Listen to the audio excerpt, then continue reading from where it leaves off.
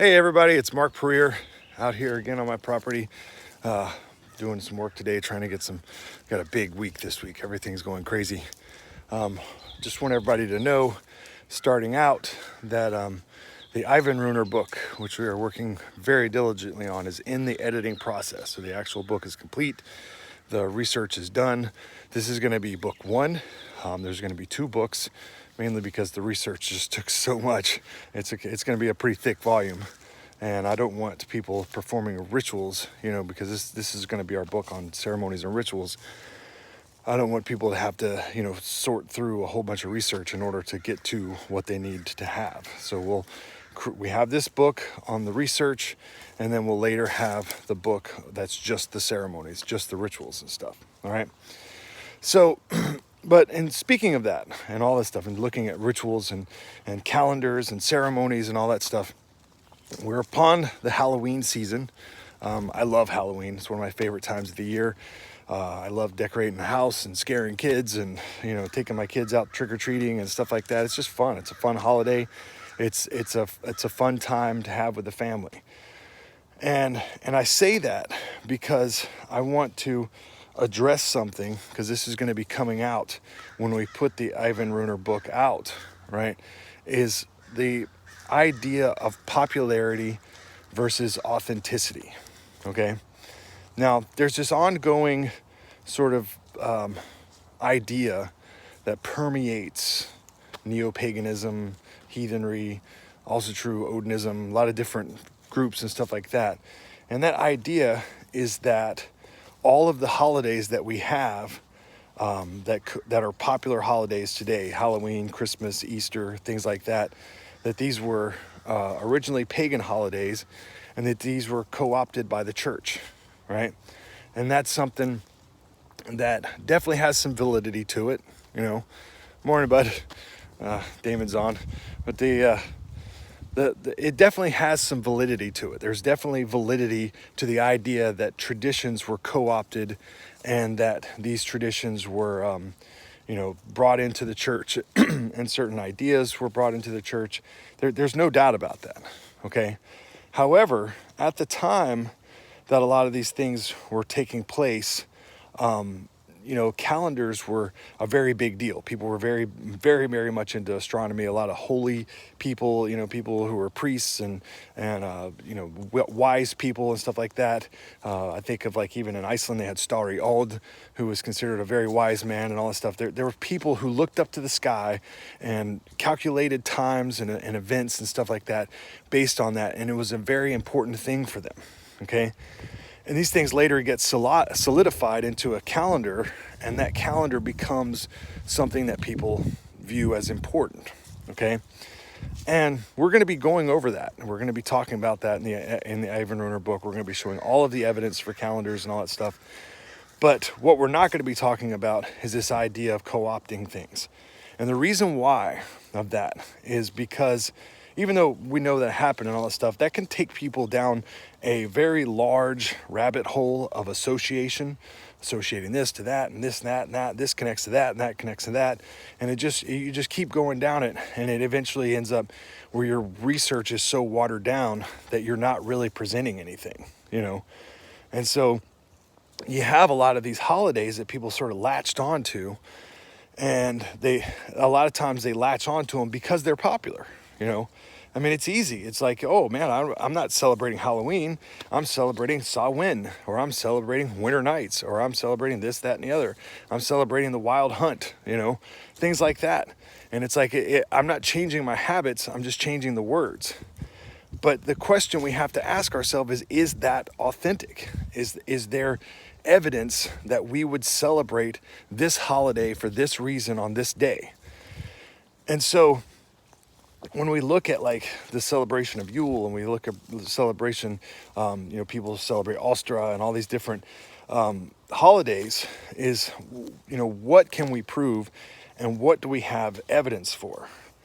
And so, this was a big thing for me. I had debates online because, we followed certain calendars. It just wasn't something that we had gotten into yet. We hadn't focused on yet. So we were focused on lore, and we were focused on a lot of different aspects of the culture, and we didn't have, really a lot of focus on these ideas of when things were done, how were they done, and stuff like that, because we just hadn't got there yet. But we're there now. I promise you that. This Ivan Runer book has, I've been researching this for like 2-3 years now, and putting all this stuff together, and it's been a lot of work and going into a lot of detail. And the one thing that people are going to see here is that we're going to be presenting a lot of evidence to show people that the holidays that we're celebrating are not the holidays that everybody thinks they are. And this idea that we have to associate ourselves with things simply because they're popular, or they got associated with them because they're popular, I don't think that's a proper method. In the saga of Håkon the Good, and he's talking about Yule, they say that, Håkon basically changed the original calendar dates of Yule to Christmas, right? To the Christian holiday of December 25th, right? And we're going to discuss all that. We're going to show everybody the authentic polytheist Germanic calendar, and the ideas behind that, all right? But the idea is that we have to try to strive. If we're wanting to strive towards a traditional system, that system should always be pushing towards more and more authenticity, right? And that's what we're doing. It's not to say that we're going to, become LARPers and we're like going to dress in 10th century clothing or anything like that. But it's going to say that if we can create a theological model for what we are doing, then we should do it. And that's just that. If there's a purpose behind it, a sacred purpose behind what we're doing, and that purpose can be proven to be authentic, then that should be something that we do, And so one of the things that we did is, we kind of, looked at in comparing all of these sources and stuff like that, and actually looking at the Old Norse and the original wording of things. We looked at how calendars worked, and the biggest thing that we have on this, I think it's probably the most important source we have on this is Ynglinga Saga. Even though this is a euhemerized text, the one thing that it has in there and is a set of laws that Odin himself lays down, right?